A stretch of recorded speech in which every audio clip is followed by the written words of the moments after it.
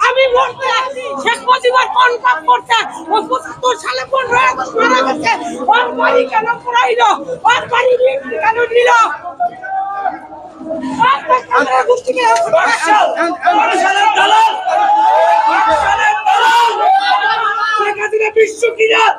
বিশ্ব কিরা শেখ মুজিবুর দেবদাস চক্রবর্তী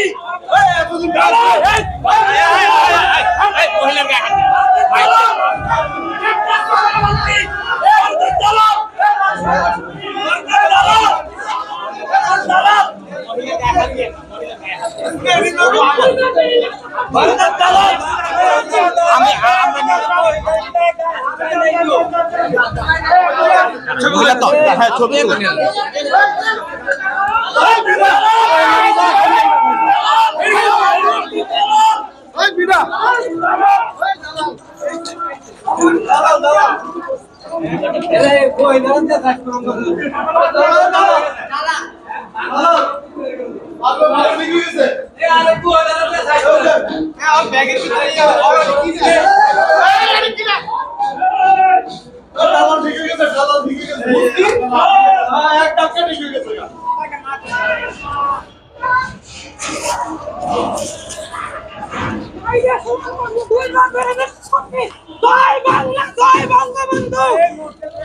আমি মরতে রাজি।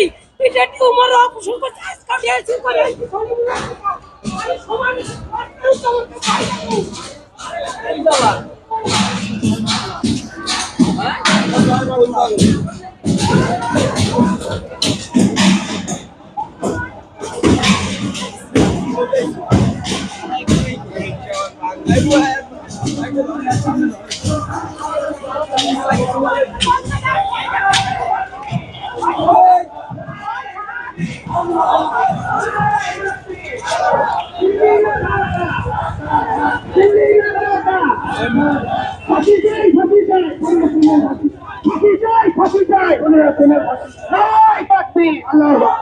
পরিশেষে বলতে চাই মাননীয় সাংবাদিক সাহেব, আমি বলতে চাই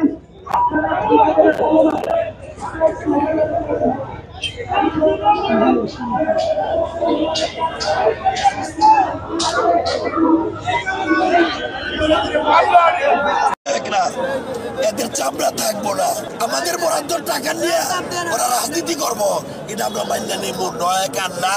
এখানে যে চিকিৎসা দেওয়া হয়েছিল এর বাইরে ওনারা আর উন্নত কোনো ধরনের চিকিৎসা ওনারা পান নাই।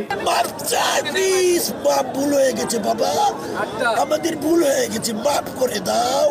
আর এই সমন্বয়করা এদের চামড়া থাকবো না, আমরা এদেরকে গাড় দিছি, এই জন্য আজকে ওরা সমন্বয়ক।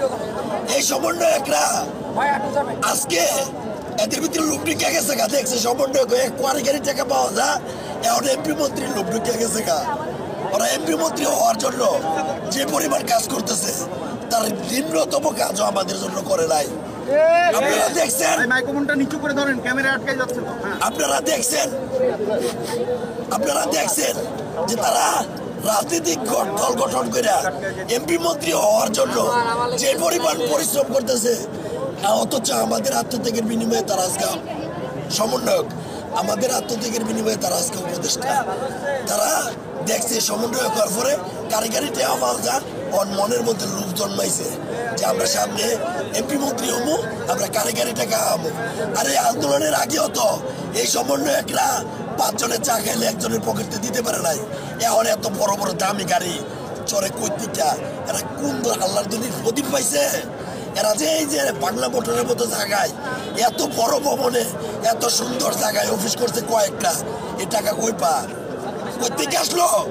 আমাদের বরাদ্দ টাকা নিয়ে ওরা রাজনীতি করবো, এটা আমরা মান্য নেব নয় কান্না। ফাঁসি দেব রাষ্ট্রের জন্য, বুলেটের সামনে বুক চেতায় দাঁড়াইছি।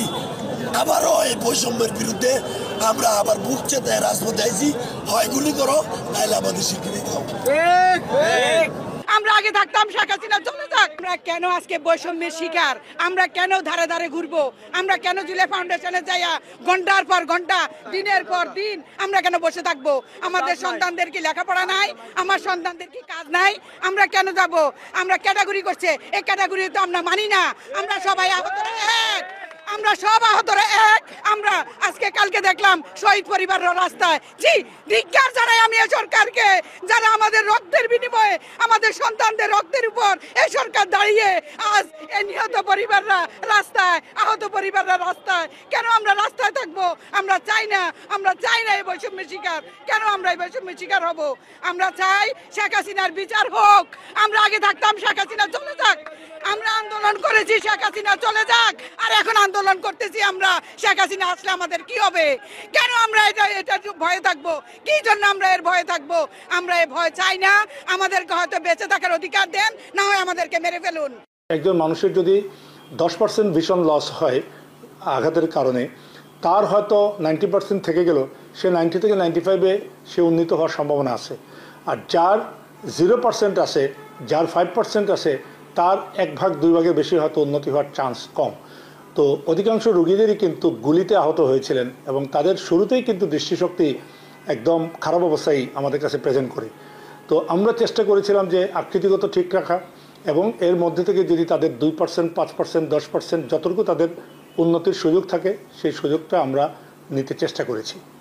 চক্ষু বিজ্ঞান ইনস্টিটিউট থেকে এ পর্যন্ত কি কাউকে বিদেশে পাঠানো হয়েছে চিকিৎসা? হ্যাঁ, আমাদের প্রায় এই পর্যন্ত 11 জনের মতো দেশের বাইরে গিয়েছিলেন, এবং আমি চক্ষু রোগী, এবং এখনও পর্যন্ত 9 জন আছেন, 2 জন ফেরত আসছেন।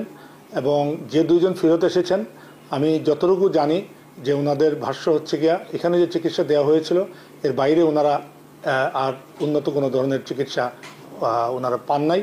এবং যে 8-9 জন, এখন যে 8 জন দেশের বাইরে আছেন, ওনাদের সাথে আমার যোগাযোগ হয়। ওনারা বলছেন যে সিঙ্গাপুরে চিকিৎসা নিচ্ছেন, এই চিকিৎসার মধ্যে বাংলাদেশের চিকিৎসার থেকে কোনো ধরনের ফারাক নাই। দ্যাট মিনস ওনারা যে দৃষ্টিশক্তি উন্নতির আশায় গিয়েছিলেন, সেই আশাটা ওনারা দেখতে পাচ্ছেন না। নিউ ইয়র্ক থেকে সম্প্রচারিত